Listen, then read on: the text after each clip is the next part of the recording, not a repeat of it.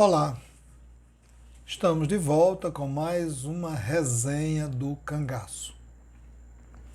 Cangaço, tema polêmico, divide opiniões. Nós nos deparamos com muitas obras cujos autores traçam um perfil dos sujeitos envolvidos nesse movimento, seja cangaceiro ou um cidadão sertanejo comum, colocando-os todos no mesmo nível, com o mesmo perfil. Não é incomum nós nos depararmos com adjetivos para os sertanejos, como flagelado, bandido, violento, pária. É muito comum encontrarmos isso em obras. E hoje nós vamos conversar com uma obra cujo autor demonstra essa visão em relação aos sertanejos do Nordeste do Brasil. Não saia daí.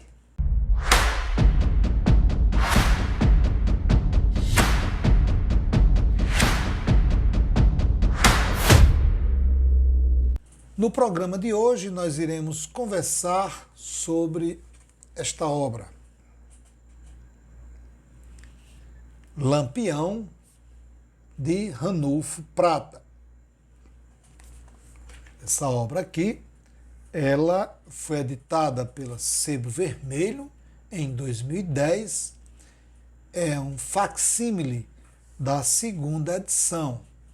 A primeira edição dessa obra é de 1934. Ela contém 242 páginas. O autor, Ranulfo Prata, nasceu em Lagarto, Sergipe, em 1896 e é filho do coronel Felisberto da Rocha Prata e de Ana de Vasconcelos Ora.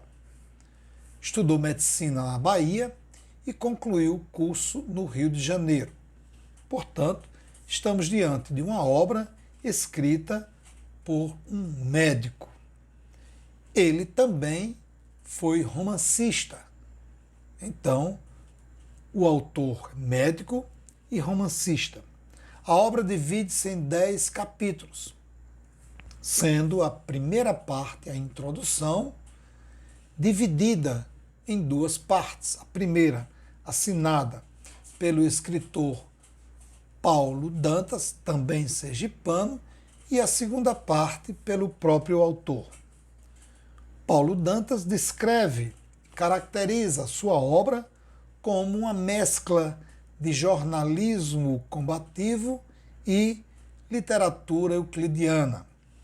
A segunda parte da introdução, intitulada Um Clamor e um Apelo, assinada pelo autor, que se coloca como porta-voz da angústia de milhares de seres humildes, dos mais desgraçados do país, pés rapados, párias intocáveis, açoitados por 1000 flagelos. E complementa que nos ouça a gente litorânea que vive entre as delícias da civilização com o lar, a vida e os afazeres garantidos. Aqui, o autor já mostra um conceito de civilização e barbárie. Ainda na introdução, o autor diz que não irá abordar, em seu estudo, a gênese da criminalidade sertaneja, que isso é tarefa para criminalistas, sociólogos e médicos. Ele trata a violência como um corpo, daí abordar a questão como anomalia. E continua dizendo, a nossa evolução mental não se aparelhou à física. Por isso, chama o sertanejo de subcategoria étnica e pede para que o litoral nos chame para o seu convívio civilizado. E conclui a introdução afirmando que os sertões Não precisa de estradas, civilização, trabalho, justiça, escola, higiene, nada disso. Que tudo isso se constitui no luxo da civilização requintada. A única coisa que se precisa é tranquilidade e paz. No capítulo 1 da obra, o autor narra a trajetória da família de Lampião, como os irmãos entraram para o bando e também como foram mortos. Inclusive, no seu livro, como ele descreve, como ele narra a morte dos irmãos de Lampião, difere de obras que vieram posteriores à sua com relação a essas informações. Destaca alguns diálogos no bando, que é uma característica de outras obras também, rica em detalhes. Aqui, dentre outros diálogos em outros momentos do livro, ele destaca um diálogo de Livino com Lampião, e, como sempre, rico em detalhes. No capítulo 2, ele descreve a aproximação de Lampião do coronel Petronilo e como a amizade se transformou em inimizade, e destaca a ação do tenente Campos Menezes, mostrando a coragem, a capacidade de liderança e o intuito, o objetivo do militar em prender Lampião. No capítulo 3, ele descreve o encontro de Abóboras, Mandacaru, ataques a Mirandela e Lagoa do Mari. Aqui, o lado romântico do autor aparece quando ele descreve os fatos, descreve o ambiente e que deixa transparecer que ele está ali tratando de uma obra fictícia, mas que não é a característica do autor. No capítulo seguinte, ele cita o episódio da Fazenda Touro, lá no Raso da Catarina, onde, de forma brilhante, ele descreve o raso, ele mostra a paisagem com muita precisão e com muita eficiência. Aí aparece a veia do romântico, mas também a influência euclidiana, de como Euclides da Cunha narrou a terra na obra Os Sertões. Aqui ele diz que num dos conflitos no Raso da Catarina é encontrado, dentre os pertences deixados por Lampião em fuga, há um livro cujo título é Vida de Cristo. E ele critica, ele demonstra uma insatisfação pelo fato de Lampião estar com esse livro, chamando inclusive de sacrilégio. Eu não vejo por que sacrilégio Lampião está com um livro. Isso apenas demonstra que Lampião tinha bom gosto pela leitura. Ele narra o episódio da Fazenda Touros, onde é morto, é assassinado o irmão de Lampião. Descreve a chegada da Volante na cacimba, onde eles estavam retirando água, e o vaqueiro Manuel Preto, que guiou a Volante até lá, se afasta do grupo e, instantes depois, o grupo é atacado pelo bando de Lampião, né? E ele afirma que foi traição do vaqueiro guia. Ele destaca aí, além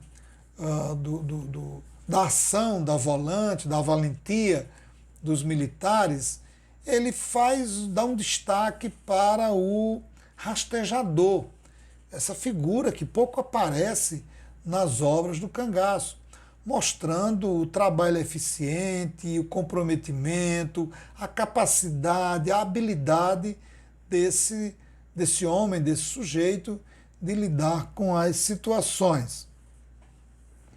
No capítulo seguinte, ele narra os crimes de Lampião.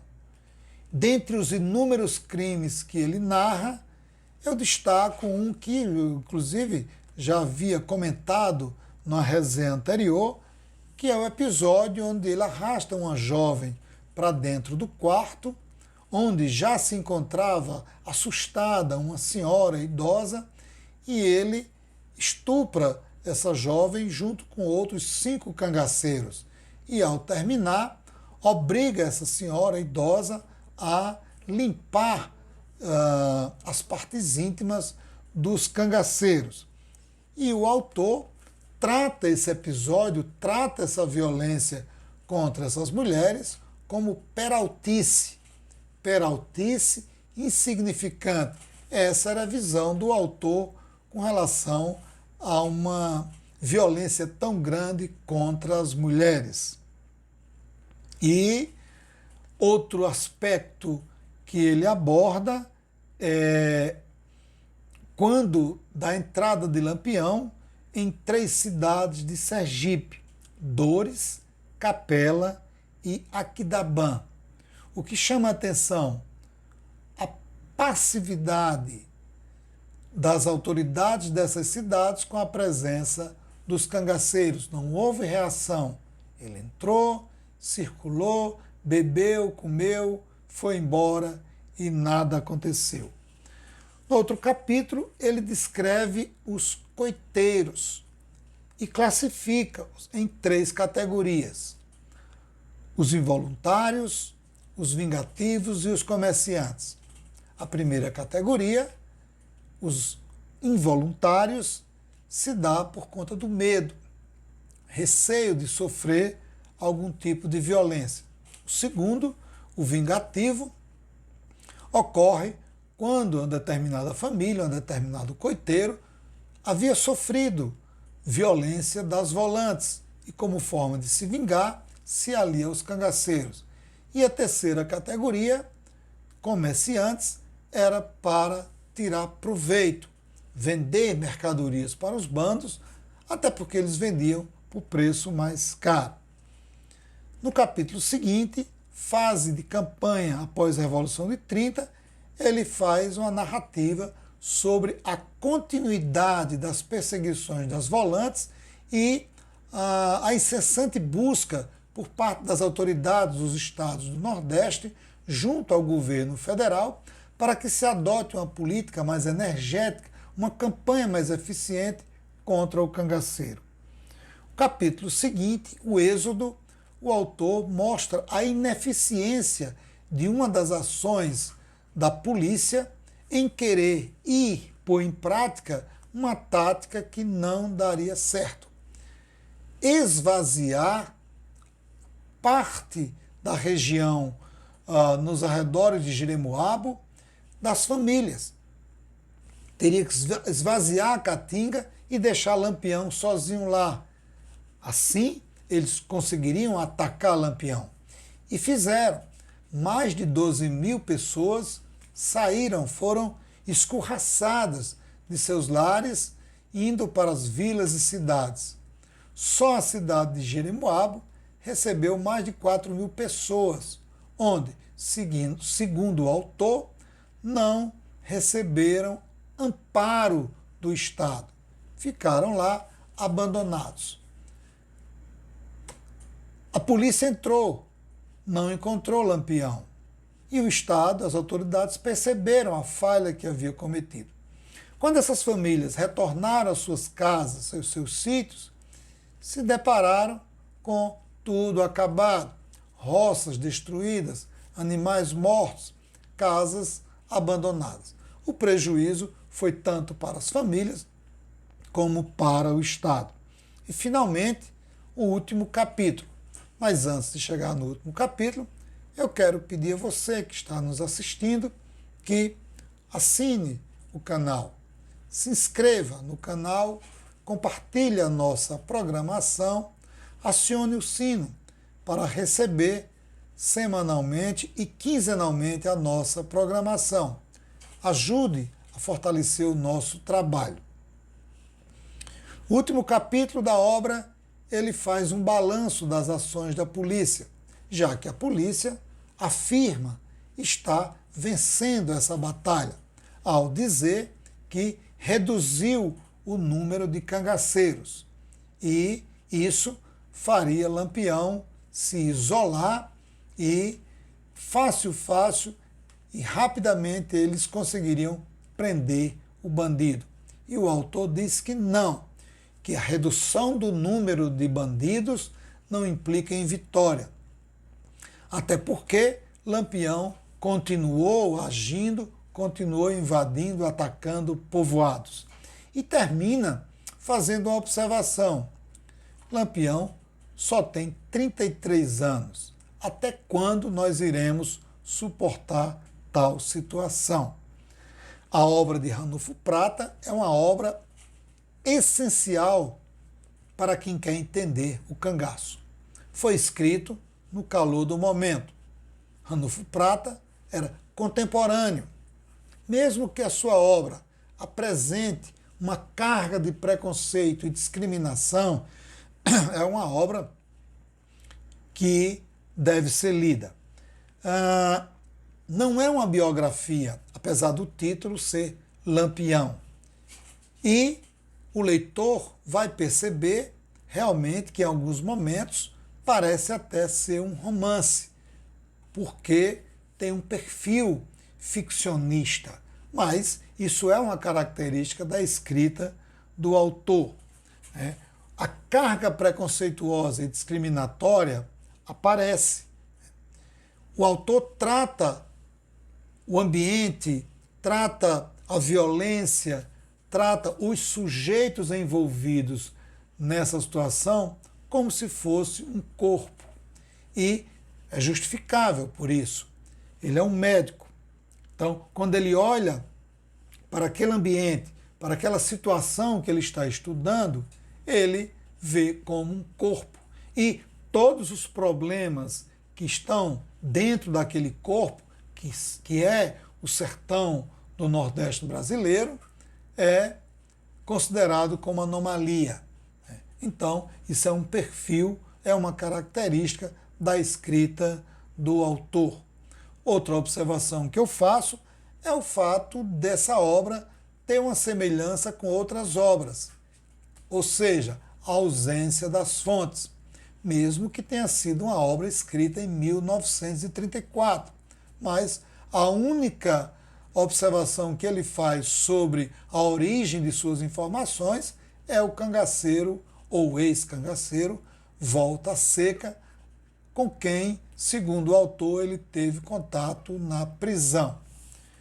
Portanto, é uma obra a ser lida para quem tem interesse em conhecer um pouco da história do cangaço.